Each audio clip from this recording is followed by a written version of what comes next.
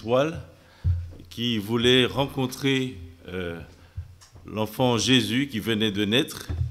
Et ils disent, parce que lorsqu'ils arrivent, ils voient le roi Hérode, ils disent que c'est qu'ils sont venus pour l'adorer. Et oui, Jésus est digne d'être adoré. Ils ont fait des kilomètres pour rencontrer le Seigneur Jésus-Christ, pour pouvoir l'adorer. Alors dans ce texte que les jeunes nous ont lu, bon, je ne vais pas refaire la lecture, j'aimerais souligner trois attitudes de personnes, trois groupes de personnes, leur attitude par rapport à Jésus-Christ. Alors dans le texte, il y a les trois mages, il y a les sacrificateurs et les scribes, et puis il y a donc le roi Hérode. Alors, lorsqu'on regarde ce texte concernant les trois mages, on voit donc qu'ils ont fait donc, des kilomètres, ils disent qu'ils viennent d'Orient. Alors, peut-être par rapport à maintenant, on va dire l'Iran, l'Irak, peut-être dans cette région-là. Donc, ils ont fait des kilomètres depuis là jusqu'à Jérusalem. Et après, lorsqu'ils ont vu Hérode, on leur a dit que c'est à Bethléem. Après, ils ont fait des kilomètres pour aller à Bethléem pour adorer l'enfant Jésus. Ils savaient que Jésus était le roi des Juifs qui devait naître. Et ils savaient qu'il était digne de recevoir leur adoration. Ces personnes qui étaient donc des personnes de haute distinction aussi.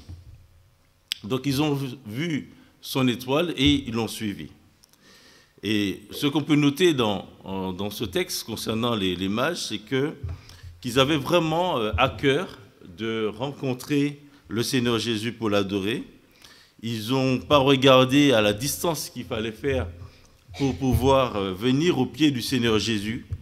Et ils ont témoigné de leur amour en se présentant devant lui avec ses présents.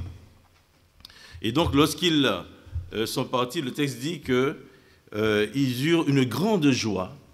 Voilà, lorsqu'ils sont partis et ils ont rencontré le Seigneur, ils rentrent dans cette bergerie et ils se prosternent devant lui et ils l'adorent. Et puis donc, ils offrent au Seigneur de l'or, de l'encens et de la myrrhe. Donc ça, c'est concernant donc, les trois mages. Il y a le roi Hérode, Hérode le Grand. Et lorsque Hérode, lui, il apprend qu'un autre roi allait naître, lorsqu'on lui dit, voilà, où est le roi des Juifs qui vient de naître? Alors le texte nous dit que Hérode veut savoir où il va naître, et il dit, voilà, que vous puissiez me donner des indications donc, exactes pour que moi aussi je puisse l'adorer. Mais vous comprenez bien que ce n'était pas vrai du tout. Ce qu'il voulait, c'est éliminer cette personne qui allait peut-être prendre sa place.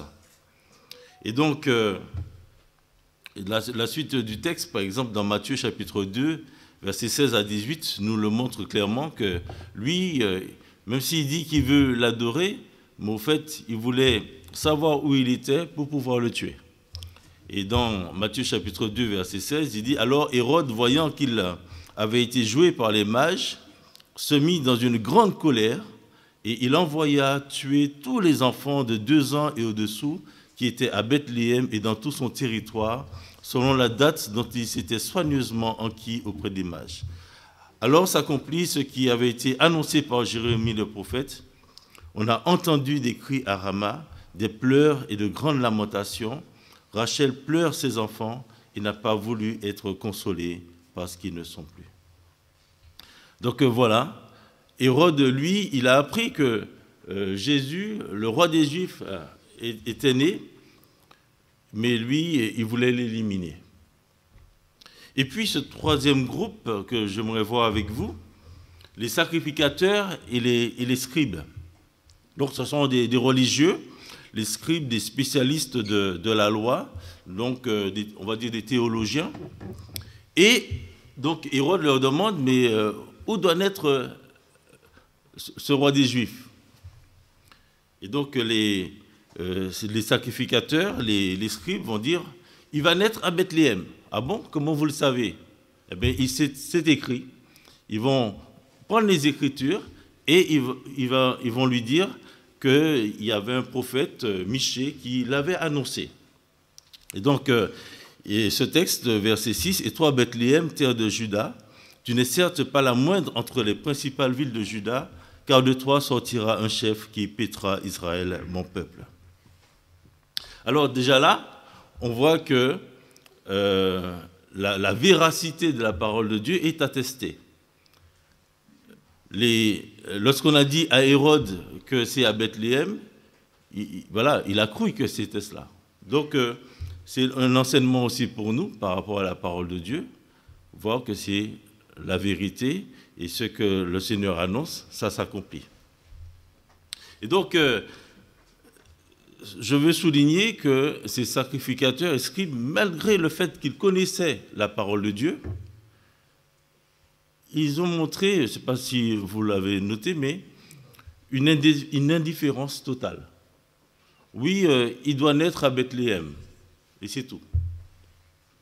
Ils devaient être, eux, les plus contents de savoir que le Messie, celui qui est annoncé par Michée, était né et qu'ils devaient être, eux, les premiers à dire, ben, allons-y, allons le voir.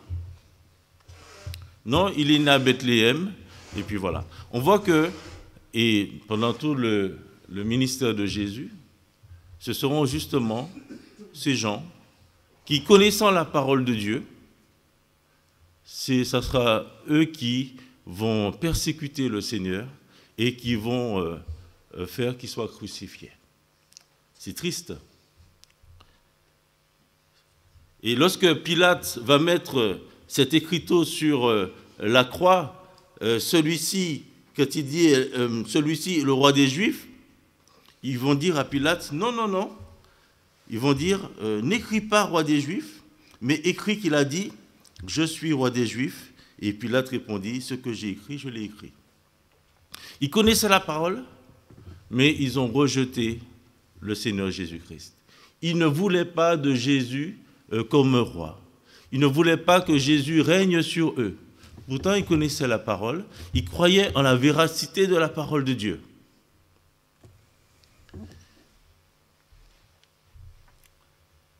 Donc ces mages nous enseignent. C'était pas des Juifs. Ils sont venus là à Bethléem adorer le Seigneur. Jésus est digne d'être adoré. Quelle est notre réaction? Quelle est notre attitude à l'encontre du Seigneur Jésus, de sa venue dans ce monde il y a 2000 ans? Est-ce que nous ressemblons à Hérode, qui n'a rien à faire de lui, qui veut s'opposer à lui? Est-ce que nous ressemblons à ces sacrificateurs, ces scribes, qui connaissent la parole, mais qui restent complètement indifférents par rapport à Jésus? Ou est-ce que nous sommes comme ces mages, qui reconnaissons qu'il est le roi des Juifs, qu'il est le Seigneur, et venir à ses pieds pour l'adorer? Et ce texte nous montre que l'attitude des mages, c'est l'attitude qui honore Dieu. Donc, je dirais, soyons comme ces mages, soyons comme eux, reconnaissons que Jésus est le Fils de Dieu, le Christ, le roi des Juifs, et beaucoup d'entre nous, nous l'avons déjà fait. Et donc, comme ces mages, nous sommes là aussi pour adorer le Seigneur, parce qu'il est le Christ, celui qui est digne de recevoir toute adoration, celui qui est digne d'être loué. Et Thomas, après sa résurrection, s'est mis à ses pieds et lui a dit « Mon Seigneur et mon Dieu. Et lorsque nous nous réunissons le dimanche notamment en assemblée, c'est pour adorer notre Seigneur, parce que nous reconnaissons qu'il est seul digne d'être adoré. Adorons-le, le cœur rempli de joie, comme ces mages. Ils étaient dans la joie. Ces distances parcourues n'étaient pas un frein pour eux. Ils étaient contents de pouvoir rencontrer le roi des Juifs, le roi des rois. Nous pouvons être aussi dans la joie parce que notre Seigneur Jésus-Christ, il est venu sur cette terre, il dit, car le Fils de l'homme est venu, non pour être servi, mais pour servir et donner sa vie comme la rançon de beaucoup. C'est pour cela que Jésus-Christ est venu. C'est pour cela qu'il s'est humilié, venant dans cette étable. C'est pour donner sa vie en rançon pour beaucoup. Alors, il est digne d'être adoré, il est digne d'être loué. Alors, adorons-le, le cœur rempli aussi de reconnaissance.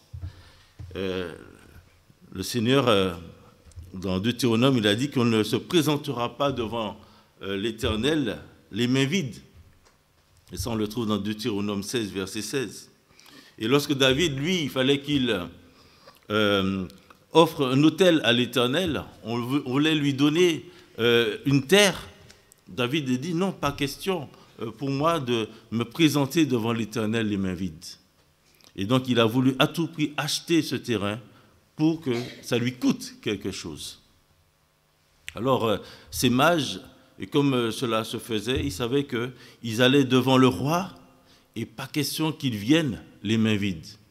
Ils sont venus avec l'encens, avec la myrrhe, avec l'or. Ils sont venus présenter cela à Jésus. Et donc le Seigneur nous demande de ne pas venir non plus avec les mains vides, avec le cœur vide. Venir à ses pieds, venir à lui pour le louer, l'adorer. Pas avec, c'est pas une question de moyens matériels, mais la Bible nous dit, lorsque nous voyons dans le Nouveau Testament, il dit que nous devons offrir nos corps à Dieu comme un sacrifice vivant, saint et agréable à Dieu, ce qui sera de notre part un culte raisonnable. Nous offrir entièrement à Dieu. Venir et nous dire, voilà, ce corps que tu m'as donné, ces mains, etc., nous te l'offrons. L'auteur de l'Épître aux Hébreux dit qu'un culte qui est agréable à Dieu, nous devons offrir à Dieu un culte qui lui soit agréable avec piété et avec crainte. Un sacrifice de louange, il dit, c'est-à-dire le fruit de lèvres qui confesse son nom. Que nous puissions exprimer, dire, oui Seigneur, nous te remercions d'être venu, de t'être humilié. Pourquoi? Parce que moi, je suis un pécheur et tu as donné ta vie pour moi. Je te remercie. L'auteur de l'Épître aux Hébreux dit de nous présenter devant Dieu avec, il parle de notre bienfaisance, de notre libéralité aussi. Il dit car c'est un tel sacrifice que Dieu prend plaisir. Et puis, nous présenter à lui, venir à lui, l'adorer avec une vie tout entière à son service et qui veut donc et travailler de mieux en mieux pour l'œuvre de Dieu. Voilà. Merci Seigneur pour ta venue et nous remercions Dieu parce que là, il montre que ce sont des mages, des païens qui viennent et qui offrent et qui reconnaissent la royauté, qui reconnaissent Jésus-Christ pour ce qu'il est. Alors que ceux qui étaient censés être la lumière, finalement, ils ont préféré se taire. Mais nous ne soyons pas comme eux, ne soyons pas comme Hérode et encore moins comme ses sacrificateurs et ses scribes, mais venons comme ces mages et adorons notre Seigneur parce qu'il est le seul digne d'être adoré au siècle des siècles. Amen. Alors on peut chanter